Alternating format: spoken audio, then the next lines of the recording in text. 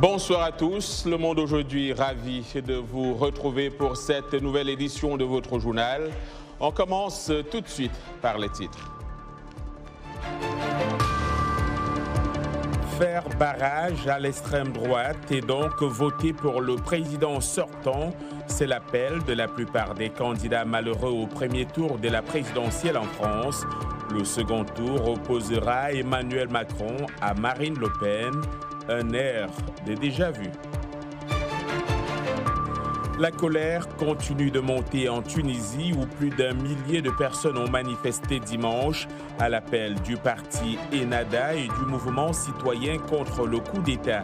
Les manifestants protestent toujours contre la politique du président Kais Saied. La guerre de la Russie menée en Ukraine est une catastrophe qui met en danger toute l'Europe. C'est ce qu'affirme Volodymyr Zelensky alors que persiste un doute sur les intentions réelles du Kremlin. La Basketball Africa League est de retour avec les matchs de la conférence Nil qui ont commencé ce week-end au Caire. Yacouba Ouedraogo nous fera le point dans cette édition.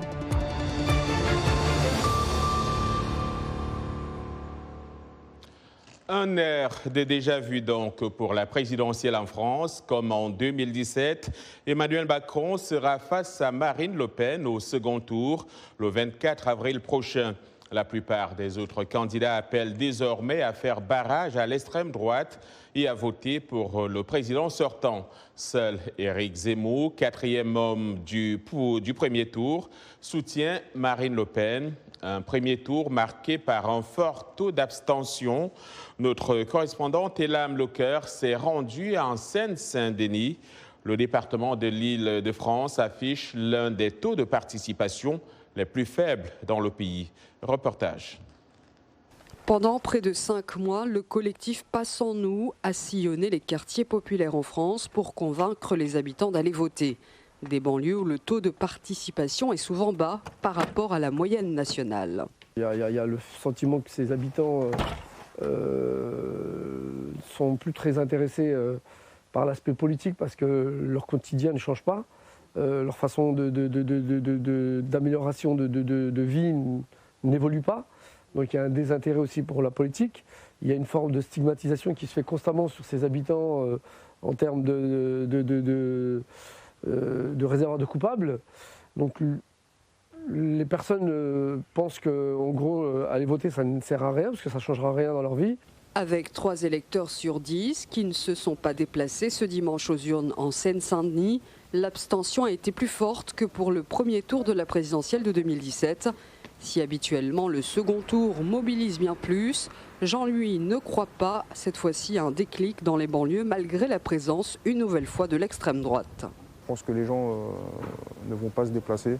Voilà, vu qu'ils ont été déçus, oui, moi je pense, oui. Pour en avoir un petit peu discuté avec pas mal de gens hier soir, les gens sont plus motivés pour aller voter au deuxième tour. Les électeurs de Seine-Saint-Denis se disent déçus de ne pas voir leur candidat favori, Jean-Luc Mélenchon, en finale. Déjà en tête il y a 5 ans, le leader de la France Insoumise a obtenu près d'1 voix sur 2 dans le département. Aujourd'hui, les habitants ne croient pas aux 2 finalistes et expriment même un désamour pour la vie politique. Ils promettent toujours des choses qu'ils ne respectent pas. Voilà, ils promettent des choses pour qu'on puisse voter pour eux. Mais au final, quand ils sont élus, ils ne font pas ce qu'ils font et ça se dégrade d'année en année en fait. Ils viennent que pour le vote. Alors pendant que, entre les votes, personne ne s'intéresse. On a 2 affiches. Ce n'est pas forcément le choix que la plupart des gens ici, je pense, espéraient. C'est Mélenchon qui est logiquement le plus populaire. Mais après, voilà, moi je pense qu'il faut aller voter, c'est un devoir citoyen. Les politiques et les associations vont, dans les prochains jours, tenter de convaincre les électeurs des quartiers populaires de se rendre en masse dans les bureaux de vote le 24 avril prochain. Pour ces habitants, la question des banlieues, stigmatisée à droite, est beaucoup trop reléguée au second plan pour cette présidentielle. Elam Lecoeur pour VOA Afrique, Paris. Pour une analyse de cette actualité, retrouvons tout de suite via Skype de Paris justement Claude Cyril. Il est journaliste, voilà. Claude Cyril, bonsoir. Oui, bonsoir. Bonsoir à vous. Alors, quelle analyse faire de cette présidentielle? Quel enseignement tirer du scrutin d'hier? Eh bien, vous l'avez dit, on se retrouve dans la configuration d'il y a 5 ans, mais avec les mêmes finalistes, mais les choses se révèlent différentes cette année. L'abstention a été importante, on l'a dit, et puis ces élections ont vu l'émergence de 3 blocs. Un bloc d'extrême droite, ce qui n'a jamais été aussi haut, au plus de 23% gagné par Marine Le Pen. Il faut ajouter les scores de 2 autres candidats, dont les 7% de l'ancien journaliste Éric Zemmour, qui s'est fait remarquer par la radicalité de ses positions sur l'immigration. Un bloc de centre-droit proche de la droite de gouvernement, incarné par le président Macron, qui fait la course en tête avec plus de 27% des suffrages. Et puis, plus inattendu, la bonne tenue de la France insoumise de Jean-Luc Mélenchon, déjà présent il y a 5 ans dans le quatuor des 4, mais qui fait mieux qu'en 2017 et qui ne manque la qualification pour le second tour que de 400 000 voix. Conséquence, et ça c'est très important, les autres partis, et notamment les partis du gouvernement, ceux qui ont gouverné la France ces dernières décennies, sont laminés et écrasés, moins de 2% pour le Parti socialiste et moins de 5% pour le mouvement des Républicains qui représente la sensibilité gaulliste de la droite française. Alors, le premier tour de cette présidentielle française a donc dévoilé son ticket gagnant, Macron-Le Pen. Les deux se retrouveront au second tour et les sondages prévoient un second tour beaucoup plus serré qu'en 2017, où l'écart était quand même de 66% contre 33%. Qu'est-ce qui, à votre avis, explique cela? Eh bien, parce que contrairement à 2017, Marine Le Pen dispose d'une réserve de voix avec les suffrages obtenus par les 2 autres candidats d'extrême droite. Et puis, il y a une incertitude, c'est sur ce que sera le comportement des électeurs du candidat arrivé 3e, Jean-Luc Mélenchon, qui représente donc la gauche dite radicale. Vont-ils se rallier au président sortant ou au contraire se joindre à ceux de l'extrême droite? Il y a aussi l'hypothèse d'une abstention massive. En tout cas, ce bloc de plus de 5 millions de voix constitue l'enjeu de la bataille pour le second tour. 5 millions de voix que les 2 finalistes ont entrepris de séduire à tout prix. Le président Macron est déjà en campagne, il entend réactiver le front républicain contre l'extrême droite. Quant à Marine Le Pen, eh bien, elle espère un référendum anti-Macron, c'est-à-dire qu'elle espère coaliser autour de sa candidature tous les opposants au sortant qui viennent de la droite ou de la gauche. Alors, vous avez évoqué tout à l'heure les autres candidats, si vous pouvez appuyer plus encore. Le cas d'Éric Zemmour, il a fait la surprise et on ne l'attendait pas à ce niveau. Alors, c'est vrai que les sondages le donnaient beaucoup plus haut au début de la campagne. Il a même, à certains moments, inquiété de façon substantielle Marine Le Pen. Et puis, au fil des semaines, au fil des jours, son avance s'est érodée. Il fait à peu près 7%. C'est donc pour ses partisans une déception. Il s'est rallié dès hier à Marine Le Pen. On ne sait pas s'il y aura des négociations entre les deux. Quant à la candidate socialiste, la candidate de la droite gaulliste et le candidat communiste, ils ont appelé sans ambiguïté à voter pour Emmanuel Macron. Jean-Luc Mélenchon, dont on parlait il y a un instant, a indiqué, lui, qu'il fallait voter contre l'extrême droite, ou plus exactement ne pas voter pour l'extrême droite, mais il n'a pas appelé, pour l'instant en tout cas, expressément à voter pour le président Macron, ce qui induit encore une incertitude sur l'issue du second tour. Alors, très rapidement, si vous le pouvez, comment s'est comporté l'électorat d'origine africaine et d'outre-mer au premier tour et quelle lecture l'Afrique devrait faire de tout cela? Alors, c'est une très importante question. Les statistiques ethniques, vous le savez, ne sont pas autorisées en France, les sondages ethniques non plus. On estime à 3 millions de personnes le nombre des électeurs qui ont une ascendance étrangère. On peut penser qu'une éventuelle élection de Marine Le Pen pourrait les inquiéter, étant donné le discours anti-immigré de la candidate d'extrême droite. Elle promet, par exemple, de faire voter une loi sur l'interdiction du voile dans l'espace public. Pour ce qui concerne les départements et les territoires d'outre-mer, ils ont voté dans l'ensemble, ils ont plébiscité dans l'ensemble Jean-Luc Mélenchon. Voilà. Merci beaucoup, Claude Cyril. Je rappelle que vous êtes journaliste et vous êtes basé à Paris. Bonsoir. En Gambie, dans l'actualité également en Gambie, rappelons que le parti du président Adama Barrow a remporté une courte victoire aux législatives du 9 avril. Si l'on s'en tient aux résultats des élections publiées dimanche par la commission électorale indépendante, cette victoire devrait forcer le chef de l'État à tenter de forger une coalition pour gouverner. Le NPP de M. Barrow s'est octroyé 19 sièges sur les 53 en jeu, 4 de plus que l'UDP, le principal parti d'opposition. Le président Barrow a par ailleurs la prérogative de désigner 5 députés supplémentaires, donc le président de la Chambre qu'il devrait choisir dans les prochains jours. Au Nigeria, le vice-président Yemi Osibanjo a annoncé lundi se lancer dans la course à l'élection présidentielle de février 2023 et déclaré être candidat à la primaire de son parti. Élu vice-président en 2015, M. Osibanjo a fait cette annonce après des mois de spéculation sur son ambition de succéder au président Muhammadu Buhari, qui, après 2 mandats, a décidé de ne pas se représenter. L'avocat de 65 ans et ancien professeur d'université a déclaré que ses années de service sous le président Buhari ont fait de lui le meilleur homme pour le poste. Je vous propose un extrait de ses propos.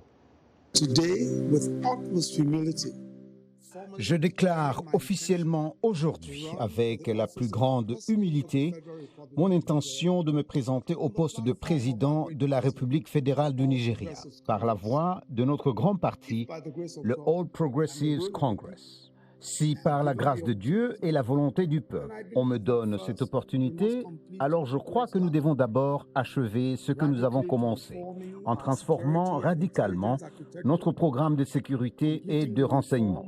Achever la réforme de notre système judiciaire en mettant l'accent sur une rémunération adéquate et le bien-être du personnel judiciaire et assurer une justice pour tous et le respect de l'état de droit. Que nos tribus deviennent une seule tribu, la tribu nigériane, où tous sont traités équitablement, justement et avec respect, où tous ont accès égal aux opportunités abondantes que Dieu a accordées à cette nation. Il est temps.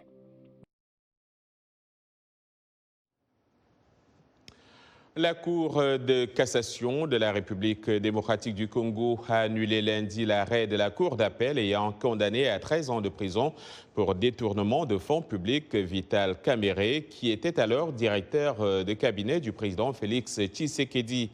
La Cour de cassation a ainsi décidé de renvoyer le dossier devant de nouveaux juges. La Cour a estimé que le juge d'appel avait violé le droit de la défense de M. Kamerhe en rendant sa décision le condamnant à 13 ans de prison alors que l'affaire n'était pas en état d'être jugée. Vital Kamerhe, 63 ans, avait été condamné en avril 2020 à 20 ans de prison pour détournement de près de 50 millions de dollars alloués à la construction des maisons préfabriquées pour des militaires et des policiers dans le cadre d'un programme qui devait lancer donc le mandat du président Tshisekedi. Plus d'1 millier de manifestants, dont une majorité de partisans du parti d'inspiration islamiste Ennahda, se sont rassemblés dimanche au centre de Tunis pour protester de nouveau contre la politique du président Kais Saïed qui a récemment dissous le Parlement. Récit Blanche Sanou. Les manifestants, dont plusieurs figures de gauche, ont dénoncé la dissolution du Parlement décidée le 30 mars par Kais Saïed, estimant qu'il n'y a pas de démocratie sans un pouvoir législatif. Un climat de tension politique accru après l'ouverture d'une enquête judiciaire contre des députés ayant bravé la suspension du Parlement juste avant sa dissolution. Une crise politique qui s'accentue, qui s'enracine et qui pèse lourd sur l'économie tunisienne, sur les finances, sur le quotidien des Tunisiens. Le pays va de plus en plus mal, les Tunisiens souffrent de plus en plus. Le ministère de l'Intérieur avait déployé un dispositif policier massif et d'unité anti-émeute pour contrôler la manifestation. Pour rappel, les opposants de M. Saïd ont intensifié l'organisation des rassemblements publics ces derniers mois pour lui mettre la pression. Aujourd'hui, c'est par des réunions de ce genre, par des manifestations répétées et récurrentes que nous pouvons arracher à nouveau notre droit à être représenté dans le cadre d'une constitution moderne, dans des assemblées législatives élues, directement et librement élues. Après des mois de blocage politique, M. Saïd, élu fin 2019, s'est arrogé les pleins pouvoirs l'an dernier en limogeant le Premier ministre et en suspendant le Parlement dominé par le parti d'inspiration islamiste Ennahda. Outre l'impasse politique, la Tunisie se débat dans une profonde crise socio-économique et est en pourparlers avec le Fonds monétaire international pour obtenir un nouveau prêt. Le président ukrainien affirme que la guerre menée par la Russie dans son pays est une catastrophe qui met en danger toute l'Europe, alors que persiste un doute sur les intentions réelles du Kremlin. Les puissances occidentales accusent les soldats russes de crimes de guerre pour des atrocités présumées allant de viol au meurtre de civils. Arash Arabazati de la VOA nous en dit plus. Le récit est signé Jacques Aristide. Attention, certaines images dans le reportage qui va suivre donc peuvent choquer. Moscou maintient ne cibler que des installations et des forces militaires, mais des images vérifiées brossent un tableau différent. Des dizaines de civils ont été tués la semaine dernière dans une attaque perpétrée contre la gare de la ville ukrainienne de Kramatorsk. La Russie a nié toute responsabilité, accusant l'Ukraine d'avoir fomenté un acte de provocation. À Boutcha, des corps gisant dans une rue ont récemment été découverts après la libération de la ville.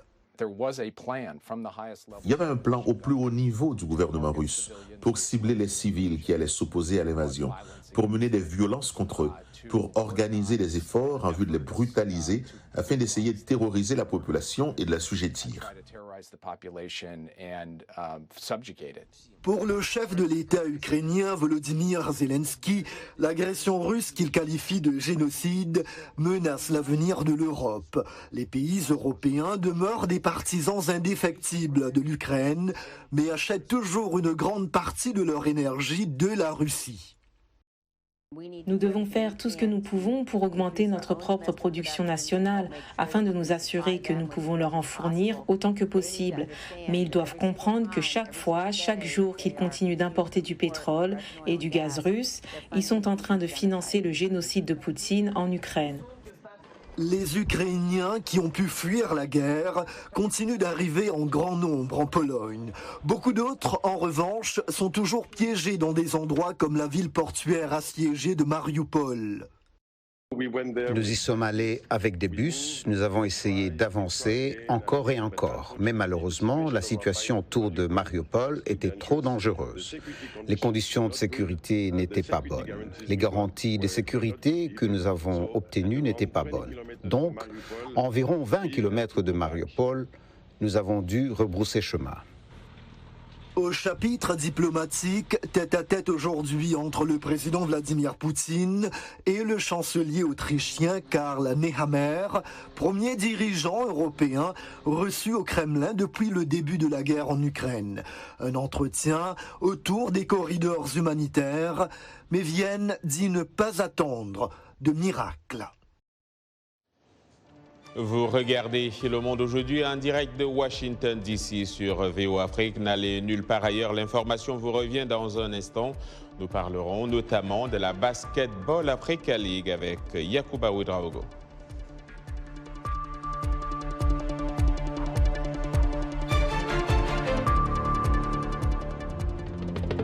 La saison 2 de la Basketball Africa League est là.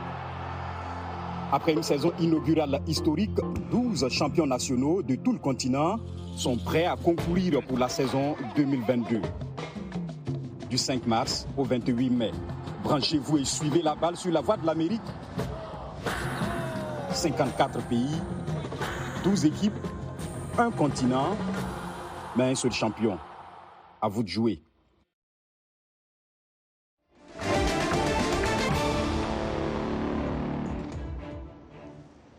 Vous suivez chez Le Monde aujourd'hui un programme de VOA Afrique. Merci de nous rejoindre pour cette seconde partie. Nous émettons en direct de Washington DC, ici même aux États-Unis. Vous l'aurez compris donc, la Basketball Africa League est de retour avec les matchs de la conférence Nil qui ont débuté ce week-end au Caire, en Égypte. Pour en parler, Yacouba Ouedraogo est en poste. Bonsoir Yacouba. Bonsoir John et bonsoir à tous. Pas de match aujourd'hui pour les 6 équipes de cette conférence dont les rencontres ont débuté le samedi 9 et se poursuivront jusqu'au 19 avril. Ça commence bien pour les Camerounais de FAP qui ont pris le meilleur dimanche sur les Congolais d'Espoir Foucache 77-60. Belle entame aussi des Angolais de Petro de Luanda qui ont largement dominé les Sud-Africains de Cape Town Tigers 90-61. Voici les temps forts de ces 2 rencontres. Le Camerounais Bidias tente ce shoot à 3 points au début du match, mais rate. Laza de BC Espoir est à la récupération et passe la balle à Nganga, qui lui réussit son tir à 2 points. Le match est assez serré au premier quart-temps. Almeida de FAP se positionne et assure sur ce shoot à 3 points. En face, la réponse est immédiate. Nel trouve Nganga qui passe à Kansasa, 3 points qui permettent à BC Espoir de prendre l'avantage. Perte de balle du Camerounais Akou Menzo, Ambaza de Foucache fait une longue passe à Kassassa qui dunk. Avec environ 5 minutes à jouer en première mi-temps et 5 points à remonter pour FAP, Morman tente de remettre son équipe sur orbite avec ses 2 points. Mwamba d'Espoir Foucache tente une passe mais perd le ballon face à Essomé de FAP, 2 unités tranquilles. À égalité à 41 points partout au début du 3e quart-temps, Almeida de FAP trouve Bidias qui sert Morman pour 3 autres points. Okorafor du Congo perd le contrôle du ballon au profit du Camerounais Bidias qui le passe à Kenfak qui porte l'avance de FAP à 9. À 8 minutes de la fin du match, perte de nouveau du ballon côté congolais et Somo de FAP trouve Toko. Son tir à 3 points est réussi. Ça ne s'annonce pas bien pour Espoir Foucache, mené de 17 points à 4 minutes de la fin. Mais Ambaza se démêle, mais perd le ballon face à Ndjonga qui trouve Almeida, 2 points. FAP s'impose au final avec 17 points d'écart.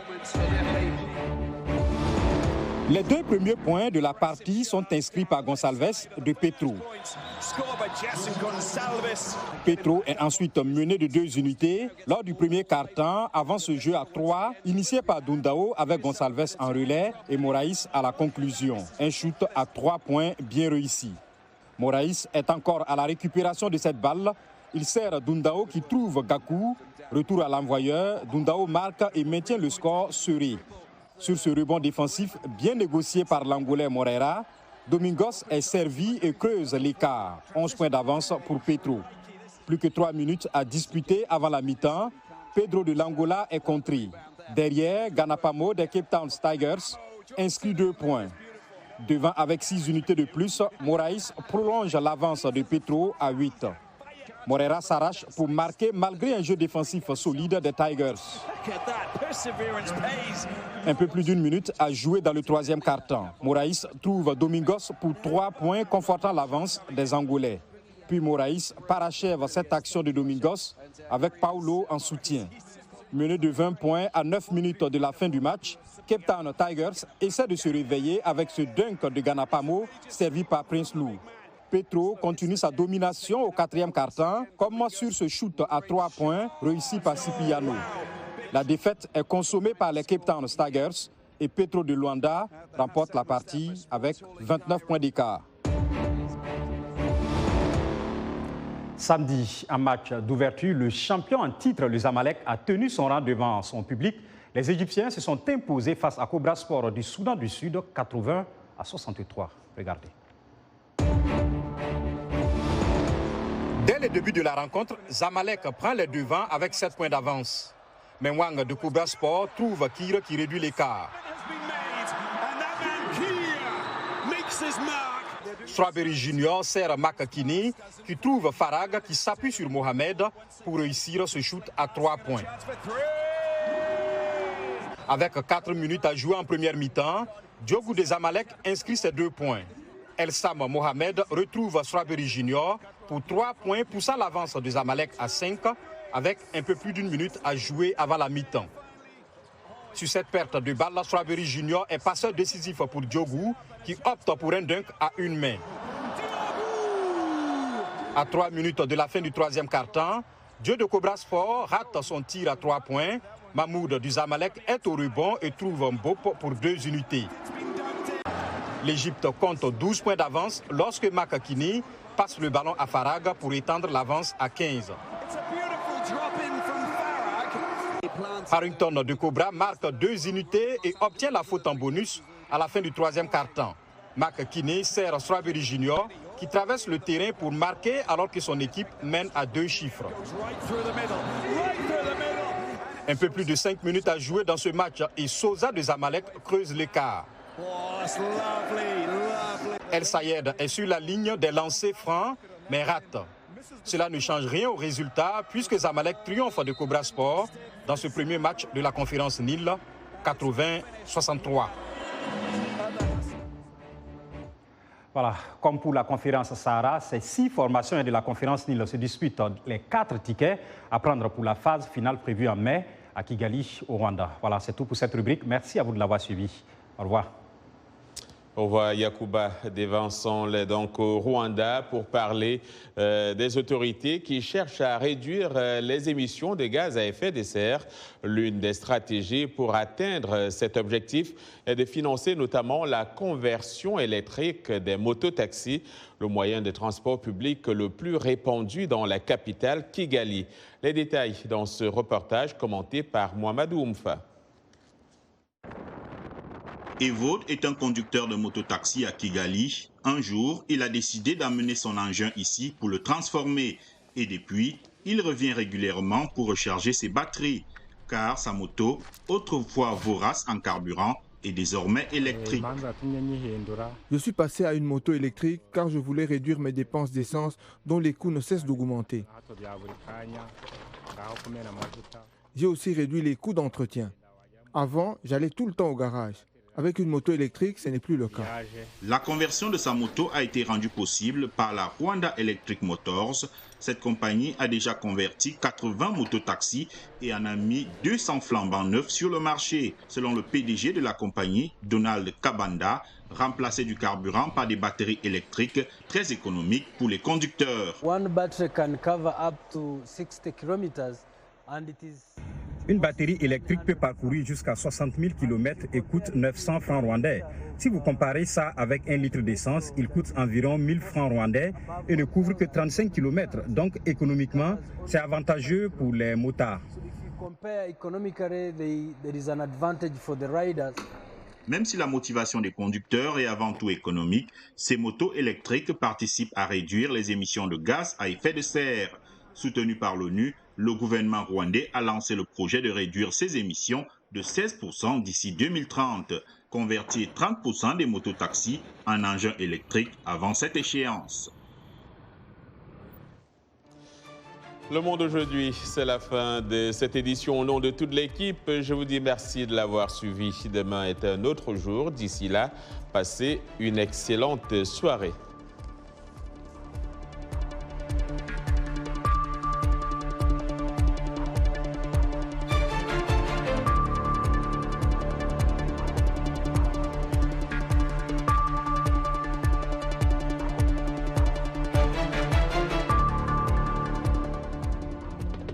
La saison 2 de la Basketball Africa League est là. Après une saison inaugurale historique, 12 champions nationaux de tout le continent sont prêts à concourir pour la saison 2022. Du 5 mars au 28 mai, branchez-vous et suivez la balle sur la voie de l'Amérique. 54 pays, 12 équipes, un continent, mais un seul champion. À vous de jouer.